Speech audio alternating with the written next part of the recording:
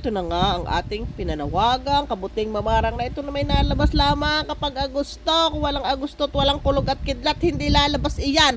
Magaling na lahat nagkukulog, nakikidlat, tayo nanawagan at may duminig sa ating panawagan. Kaya ating agad jay lilinisin at hahaluan natin ng talbos ng sili at saka iyang patula at itong ating mais lalamas-lamasin para lumabas ang tubig na pampalapot.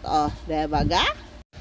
At sa isang kawali tayo magprito ng hipon at para hindi ma-overcook mamaya, kung kukulaan ng kukulaan, prito muna natin ng kaunti nung magkalasa sa sabaw.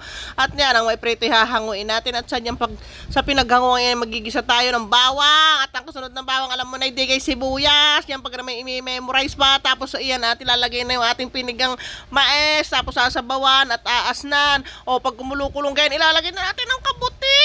Yan ang ating hiningin kabuting mamarang at ating pag nailagay iyan ay susunod natin ang patula.